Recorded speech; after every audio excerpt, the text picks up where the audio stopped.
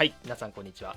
前回と前々回と ATR の輸入カセットテープ紹介しましたけども、いやなかなかあれは結構ネタとしては大きかったんじゃないかなと思います。撮影もねなかなか大変でしたね。はい。で、その撮影からちょっと間が空いたんですけども、今回はちょっと簡単なデッキ紹介でいきたいと思います。はい、こちらです。ヤマハの KX690。年代でいうと1995年頃ですね。カセットテープがだんだん衰退していく頃の、デッキになります。はい。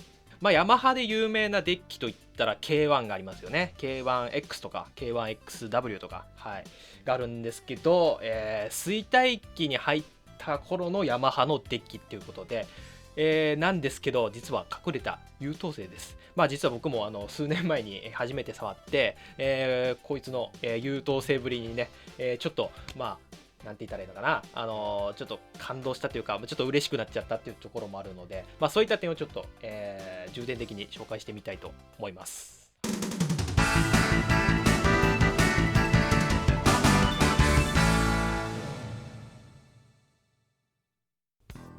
はい、こちらが KX690 の外観です。やっぱりヤマハといったらこのシルバーですね。はい、かっこいいです。やっぱりこのねスタイリッシュなデザインですね。やっぱ僕結構デザインがかっこいいデッキって結構気に入る傾向にあるんで、ヤマハはね結構お気に入りのメーカーでもあります。じゃあ外観をざっと見ていきたいと思います。まずですね、このデッキのサイズなんですけど、サイズはですね3辺100サイズに収まるこのデッキサイズですね。奥行きがまあちょっとあれ、まあ、メジャー持ってないんであれなんですけど、結構小さくてなおかつ軽い、まあ、重量で言ったら5キロぐらいですかね。はい。まあこういったコンパクトなボディなんですが、なかなかの優等生ということで、僕はねまあ評価をしておるんですけども、まあその優等生ぶりは後ほど紹介したいと思います。じゃあ前面見ていきますかね。メーカーは左配置です。左配置です。まあこういった形で、はい、手動のカセットホルダーですね。で、ヤマハのカセットデッキといったら必ずこういう風に書いてあるんですよね。ナチュナルサウンドステレオカセットデッキって、はい、ナチュナルサウンドっていうのがね必ず入ってるんですよね。多分必ず入ってたかな。まあさすがに古すぎるデッキには入ってないかもしれないんですけど、大体のデッキには多分入ってるはずです。はい、そして、左側なんですけど、こうモニタースイッチとドルビースイッチが、ここにあるっていうのがちょっとポイントになりますかね。なんで、ちょっとこの操作ボタンからは結構遠い位置にありますね。で、このシルバー色なんですけど、なかなかね、光沢が強くて、結構指紋が目立ちます。指紋がついちゃうとね。はい。なんで、結構ね、手入れがね、なかなか手入れに気使うかもしれないですね。じゃあ右側いきます。右側、メーターがついてますね。メーターはちょっと細長くて、はい。で、このメーター、ドルビーマークがついていないんですが、ソニーと同じです。ソニーと同じなので、プラスじゃない、マイナス2デシベルのあたりにドルビーマークで、マイナス4のあたりに 0VU という、そういったメーターになってます。昔のヤマハはね、違ったんですよね。プラスとマイナスのこの境目の0デシベルのところが 0VU で、プラス2のところにドルビーマークが、あるといったメーターでしたよね。はい、そしてメーターの下です。何やら怪しい、このスペース。はい。じゃーん。はい、ヤマハはね、やっぱこれいいですね。これ、これ好きです。すごい。こうね、このカバーの中に、こういうね、あまりっていうか頻繁に使わない操作ボタンだったり、この操作ノブですねが隠れてると。まあ K1X とかもそうなんですが、やっぱこれいいですね。こう閉めると本当にこうね余計なものがなくなって本当に、スタイリッシュでかっこよく、なんだろう、こうスタイリッシュに見せるにはこう余計なものをこう、目くらをしておくっていうのがなんだろう、一種のポイントになりますかね。 LX3 もそうですよね。こういうカバーって余計なものが隠れますよね。はい、じゃあこの中見ていきます。はい、カバーの中に隠れてるスイッチですね。まあ順番に見ていきますけど、ここはカウンター、これは残量表示と残量表示とあれですね、リニア分数のカウンターですね。で、ここで、カウンターを正確に表示するためにテープの分数を選ぶと。結構細かくね、設定できるようになってます。これ46、50、54、60、70、80、90と。はい。ラージハブの項目はないですね。はい。まあ、ラージハブはこの頃は生産してないですからね。はい。隣はメモリー。これはメモリーストップのやつですね。はい。そして隣、リピート。リピート再生が、これ2つのモードがついてまして、1つが0から、メモリーした位置までの区間リピート再生。で、もう1つはフル。前編ですね。まあ、最初から最後までを、リピート再生するといったモードですね。はい、そしてお隣。これが KX690 の一番大きな機能になります。オートテープチューニング。はい。このデッキ、オートチューニング機。なおかつマニュアル調整もできるんです。これが KX690 の最大の特徴なんです。ちなみに1980年前後に、各社からねオートチューニング搭載のデッキたくさん出てきましたけども、それらのデッキって、オートチューニングできるのはいいんですけども、マニュアルで調整することができないんですね。オートでしか調整できなくて、融通が効かなくて、いいようで悪いようなといったデッキがねたくさん出てきましたよね。でこの KX690 は、ここにバイアスアジャストってねつまみがついてますけども、オートチューニングした後に自分で、バイアスを調整することもできますし、完全マニュアルで調整することもできますしということで、車で言ったらあれですよ、オートマチック車でマニュアルモードがついてるような、そういった感じの、デッキですね。はい。これはね、なかなか個人的にはね、これは地味にすごいです。すごい面白いです。はい。そしてまだまだあります。隣、プレイトリム。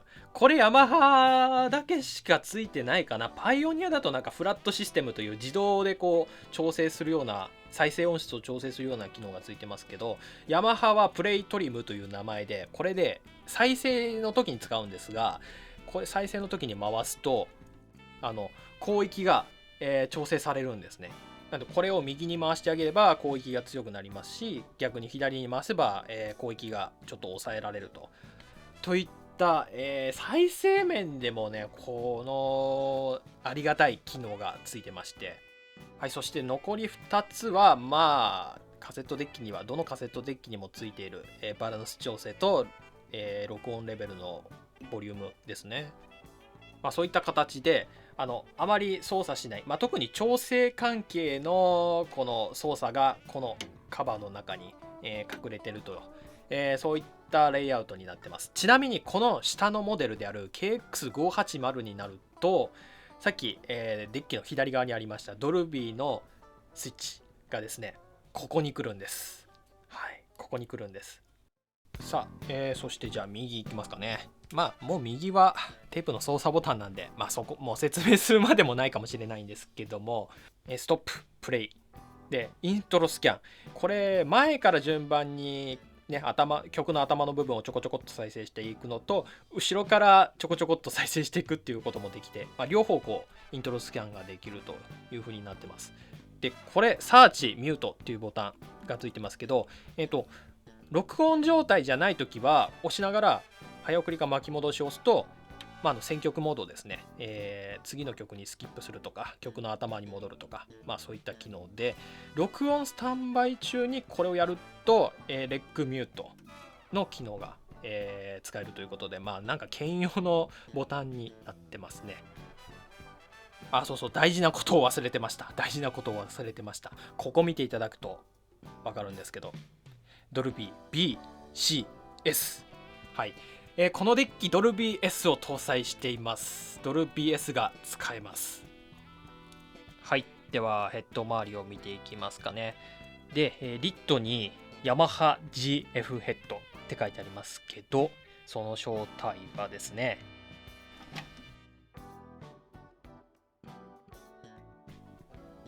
はい、見えますでしょうか。これはハードパーマロイヘッドですね。ハードパーマロイで、この形状のヘットはですね、90年代半ばぐらいのデッキによく使われてますね。他にはパイオニアの TD7 とか、あと TIAC で言うと V1030 にも使われてますね。結構新しめの3ヘッドデッキによく見かけます。3ヘッドの中でもどっちかというと廉価モデルですね。はい。で、この KX690 は一応クローズドループデュアルキャプスタンになってて、ちょっとピンチローラーは交換済みなんで、オリジナルではないですけども。で、あとは、ここにスタビライザーがついてます。スタビライザーがこういう風についてます。ちょっと高級機と比べるとちょっとチャッチーかもしれませんけど、一応ね、こうついてます。はい。はい、デッキの、背面です。背面はね、もうこれだけなんで、特に説明するまでもないかと思うんですが、はい、CD ダイレクト端子はついてません。普通に入力と、出力があるだけです。で、この3、4ってあるのは、これは何だろうな。これちょっとよくわかんないですけど、何の数字ですかね。はい、じゃあ、ちょっと電源ケーブルだけ確認しておきましょうか。ちょっとピンボケで合わない。だかな。1995って書いてありますね。どれぐらいの間生産していたかはちょっとわからないんですが、もしもちろん所有されてなくてもいいんですけど、なんかその店頭で見たことあるとか、そういった何か経験とかありましたらちょっと教えていただけると嬉しいです。このキャビネットのプレスラインチャームポイント。はい、じゃあ録音していきますかね。先ほども言いましたけども、オートチューニングがついてますから、オートチューニングをしてから録音していくという、そういった流れでやっていきたいと思いますね。はい。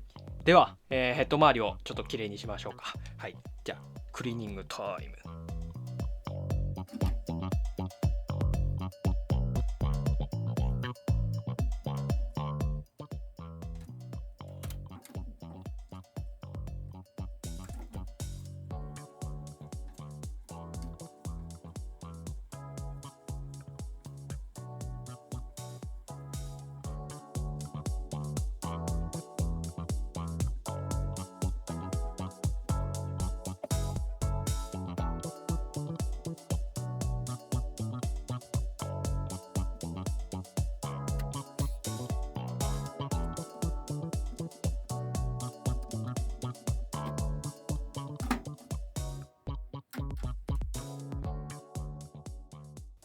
では録音していきましょう。使うテープはこちらですね。はい。うちのチャンネルではだいぶおなじみになりましたけども、レコーディングザマスターズの FOX。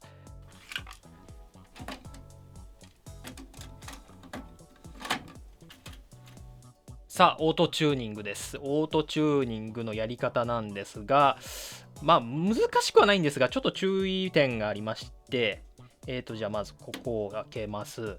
で、オートチューニングをする前に、このバイアスアジャストとこのプレイトリム、これ必ず真ん中にしておく必要があります。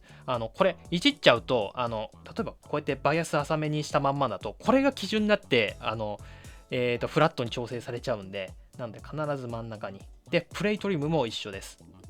こうやって這い上がりにしておくと、這い上がりを抑えようとしてフラットに調整してしまうので、必ず真ん中に。で、つまみをこのね、2つのつまみを真ん中に、セットした状態にしたら、録音スタンバイにします。はい。そうしたら、ここですね、オートチューニングのボタンです。はい。では、押してみましょう。はい。点滅して、点滅中は今調整してますよっていうのをね、表してます。はい、結構早いんです。結構、どうですかね、十何秒、十数秒ぐらいかな。はい。一応これで調整ができてしまいます。で、ここから好みに応じてこのバイアスを微調整するっていう形ですね。ただね、ぶっちゃけオートだけでももう十分すぎるぐらいにきっちり調整しちゃうんで、手動調整ほぼいらないですね。もしするとしたらなかなかないと思いますけど、オートでも調整ができないという、場合にこれでちょっとね自分で調整してあげるといったくらいですかね。では、いつも通り録音していきますかね。そうそう、このデッキオートモニターではないので、録音スタートしてもテープソース切り替わりません。なので自分で切り替えます。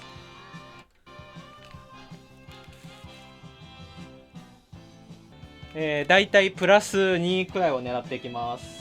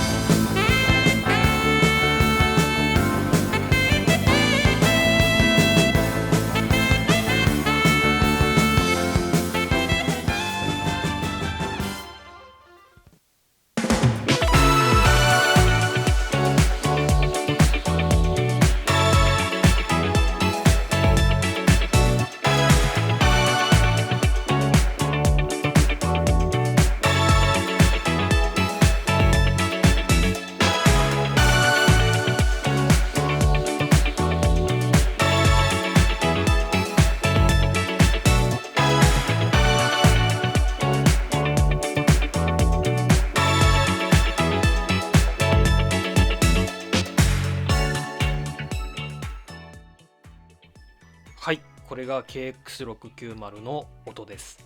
さっき周波数特性がね出てきましたけども、なかなかすごい特性が出てたかと思うんですけども、これが、僕が勝手に隠れた優等生だと思っている理由です。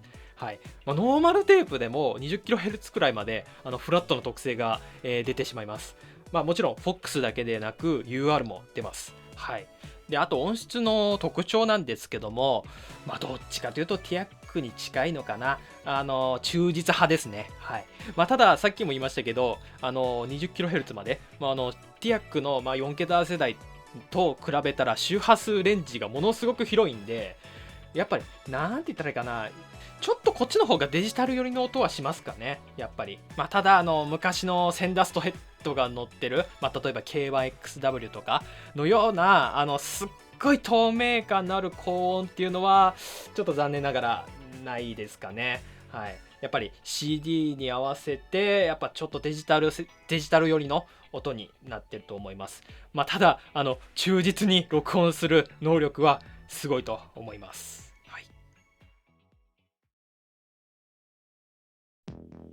はい、ではちょっとマニアックな実験をします。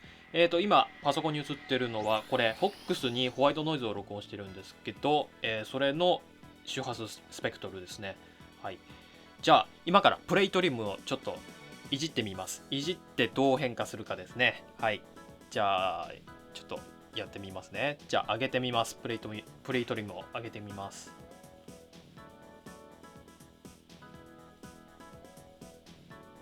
はい、今最大です。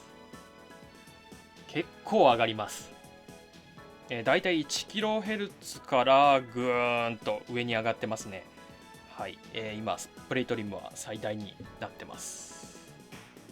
じゃあちょっと今度下げてみますか。よいしょ。はい、今最小です。最小にするとはい、このようになります。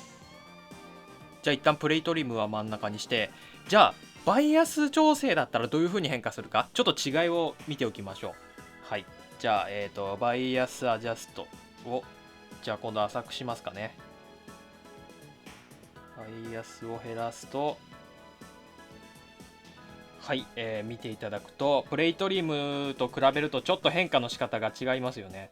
ここからなんだろう、こうちょっと緩やかな曲線を描くように、バイアスって録音のためのエネルギー源ですから、過不足があると録音レベルも変化してしまうということで、はい、これが、磁気テープならではのこの磁気特性を利用した音質調整ですね。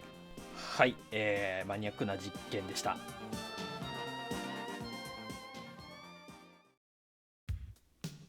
さあ今からですねこの KX690 の、禁断のデッキ内部を見ていきたいと思います。ではキャビネットを開けていきましょう。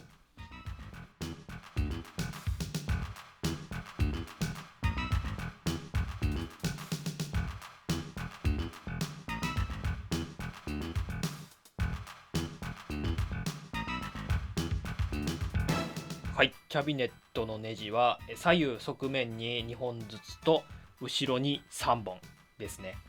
これでキャビネットが開きます。では開けていきましょう。オープンザキャビネット。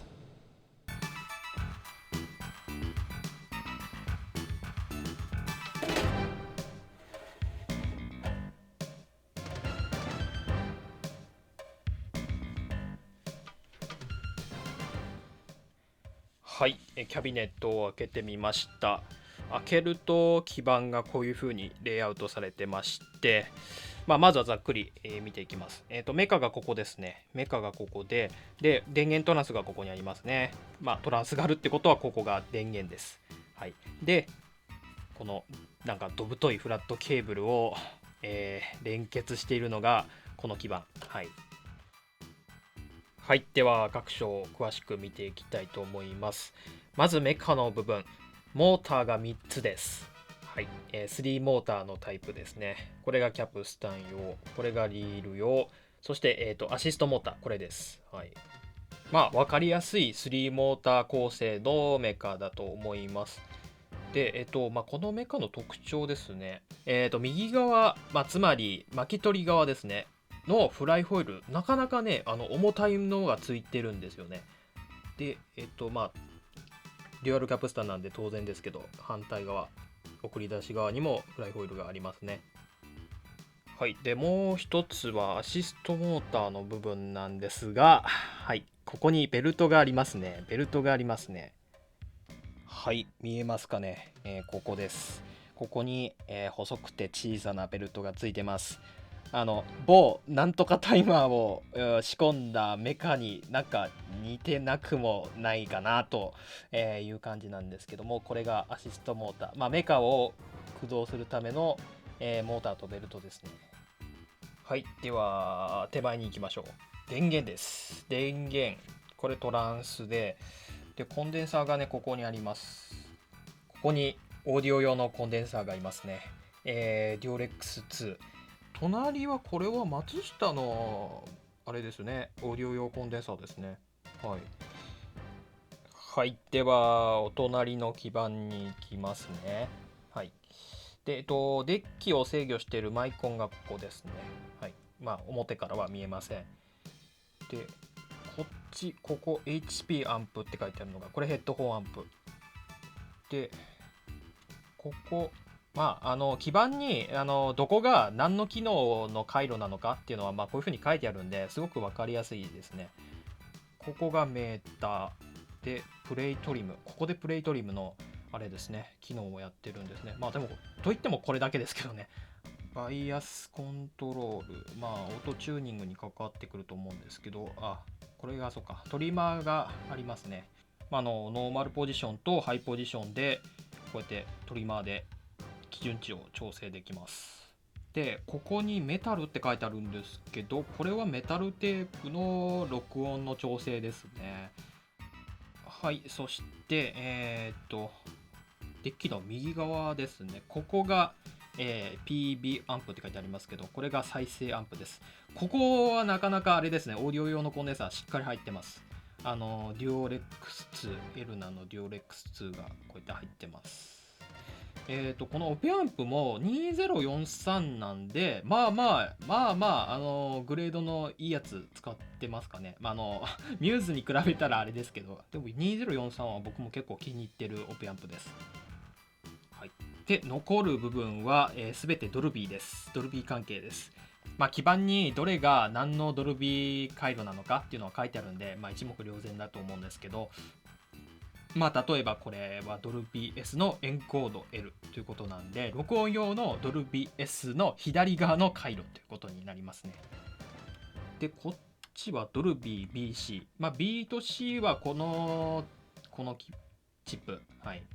これでこの一つでビートしようやりますね。ここにラインアウトバッファーの回路ですね。でもあとは、ドルビーの回路、ドルビー S 搭載してるってこともあって、ドルビー S のやっぱり回路でだいぶ面積使ってますよね。再生レベルの調整のトリマー、ここにあるんですね。はい、ここにあるんです。ちょっと最初見た時はね、数年前の話なんですけど、ちょっと分からなくて、普通ここのね再生アンプのところについてるんじゃないかなって思っちゃうんですけど、実はこっちにドルビーのところについてるんですね。で、あとはおまけみたいなもんですけど、このフラットケーブル、フロントパネルのフラットケーブルで、この奥にこうやって、これ操作ボタンの基板ですね。でこれボタンが劣化してくると操作のこの反応がバカになってくるんで、実際に僕のやつでもなったんで、もしバカになったらボタン交換ですね。はい、そんな感じでこういったコンパクトなボディの中に一応こう3枚の構成で、レイアウトされているという形になってます。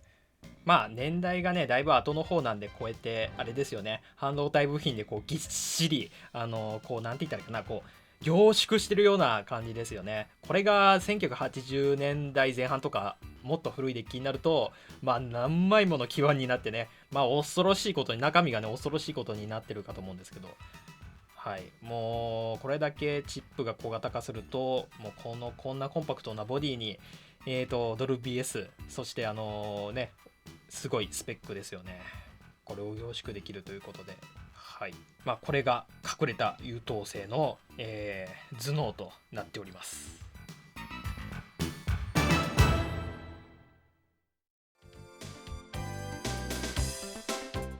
はい、ヤマハの KX690、認知度はどうなんですかね。やっぱり、メジャーな機種ではないとは思うんですけども、どれくらいマイナーなんでしょうかね。ヤマハのデッキ自体がどっちかというとやっぱり球数少ない方だと思うので、あまりそうですね、オークションとかでもあまりね、もうやたらめったら出てくるっていうようなイメージはないかなと思いますね。はい。で、なおさらなんでなおさらそれもあるんで、KX690 は結構マイナーな方じゃないかなと思いますけど、いかがでしょう。年が1995年なんで、こういうフルサイズのデッキ、ヤマハのフルサイズデッキとしては、もうほとんど末期のモデルになると思います。それでも、若干ね、外観はチャッチく見えなくもないですが、すごい優秀なスペックを持っていたり、あとオートチューニングとか、オートでもマニュアルでも調整できるとか、そういったところと、あとプレイトリム、はい、そういったねスペックでも機能でも結構優秀ということで、僕が初めて触った時はなかなか満足できる1台でした。はい、どこかでこの KX690 見かけましたらゲットしておいてもいいかなと思います。なかなか使える1台だと思います。はい、ということで今回はヤマハの KX690 を紹介してみました。また別なデッキをね紹介する機会がありましたら、こうやって動画で紹介したいと思いますので、また見ていただけると嬉しいです。ではまた。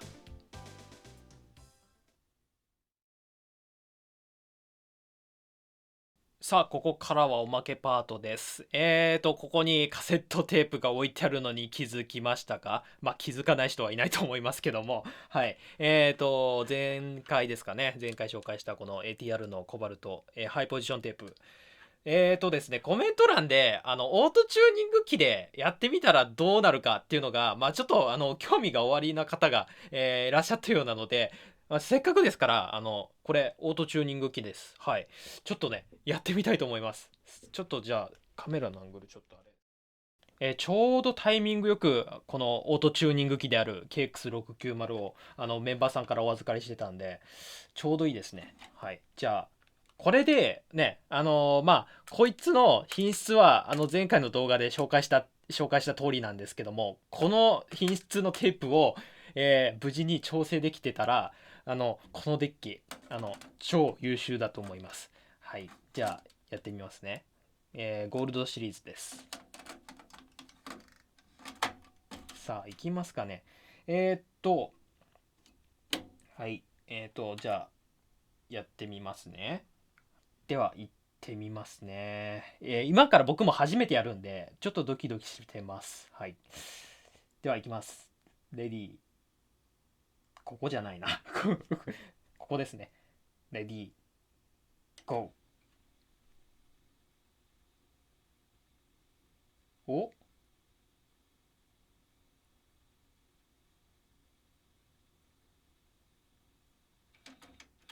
あ、調整できたな。